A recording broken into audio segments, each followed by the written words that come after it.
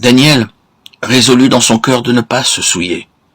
Ceci est le secret d'une vie victorieuse.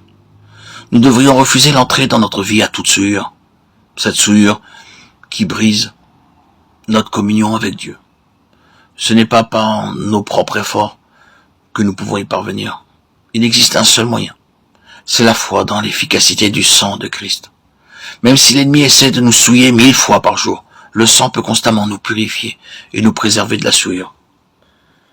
Par la foi, nous devons dire « Je refuse d'être souillé. Je veux être purifié.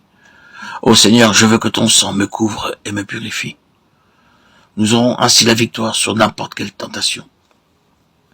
Daniel ne pouvait pas prévoir tout ce qui devait arriver dans sa vie, mais il savait que Dieu était en train de le préparer pour un grand dessein. N'oubliez pas que Dieu agit de la même manière à votre égard. Prenez donc dans vos cœurs la décision de ne pas être souillé. Lorsque Daniel prit fermement position, ses 3 amis trouvèrent le courage de le suivre. Si vous devenez vainqueur, 3 autres personnes pourront accéder à la victoire par votre intermédiaire. Il est certain que les 3 autres jeunes gens virent le courage de Daniel et la manière dont le chef des eunuques lui parla.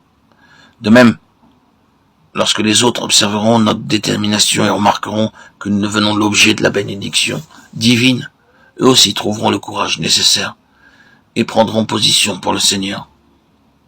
Nous lisons également que Daniel était préparé à ne manger que des légumes. Éprouve tes serviteurs pendant 10 jours, et qu'on nous donne des légumes à manger et de l'eau à boire. Daniel 1,12. Lui et ses 3 amis ne réclamaient rien d'autre, ni boisson supplémentaire, ni lait, ni aucun autre aliment nourrissant. Ils se contentèrent de légumes et d'eau. Leur foi leur donnait l'assurance qu'ils étaient en meilleure santé, plus intelligents et plus forts que les autres jeunes gens. Nous aussi, nous devrions avoir l'assurance, quelle que soit la nourriture que Dieu nous donne, qu'elle a déjà reçu sa bénédiction. Bien souvent, les gens demandent à Dieu de bénir la nourriture sans avoir l'assurance d'être exaucés.